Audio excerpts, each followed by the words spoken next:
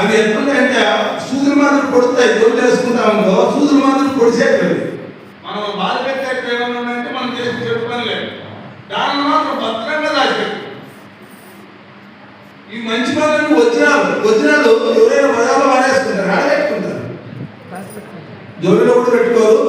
తర్వాత తెస్తే బీరలో పెట్టి మంటని బీరం వేసి భద్రంగా రాసుకుంటారు. ఎందుకు? అది విలువైనది. వజ్రాలు ఎప్పుడు విలువైనవి. మంచి పనులు మనం చేసిన చిన్న మంచి పనైనా అది వజ్రము.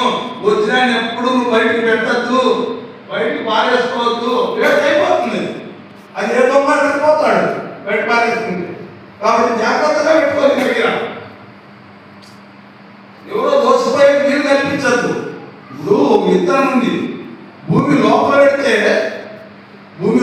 పెడితే అది మొక్క వృక్షమై ఫలాలను ఇస్తుందా, లేదా బయట పారేస్తే ఫలాలను ఇస్తుందా? కాబట్టి ఆ విత్తనం ఎంత లోపల పెడితే అది మొక్కై వృక్షమై 10 ఫలాలను ప్రసాదిస్తుందో, అలాగే మనం చేసిన మంచి పని కూడా దాచుకుంటే అది మనకు అవసరం వచ్చినప్పుడు మన జీవితాన్ని కాపాడటానికి, మన జన్మను ధన్యం చేయడానికి అంత ఉపయోగపడతారు. ఈ విషయం మనకు తెలిస్తే మాత్రం ఖచ్చితంగా మనం చిన్న మంచి చేసేది చెప్పుకోగలం. చెప్పుకున్నామని కూడా బయటపడేస్తున్నట్టే. ఇతరం తీసుకుని బయటపడేసినాము ఏం చెప్తాయి? నాలో పెద్దలో సీమలో ఎవరిని కలిసేది తిరిగి మొక్క రాదు, అది ప్రయోజనం రాదు. మనం బయట పారేసి విత్తనం ప్రయోజనం ఉండదు.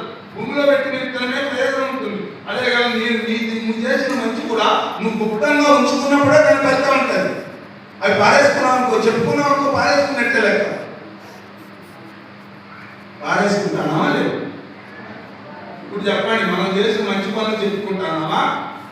ఎవరికైనా నేను వాళ్ళకి లచ్చిద్ది, 50,000 దానం చేసినప్పుడు చెప్పుకుంటే దాని పవర్ డౌన్ డౌన్.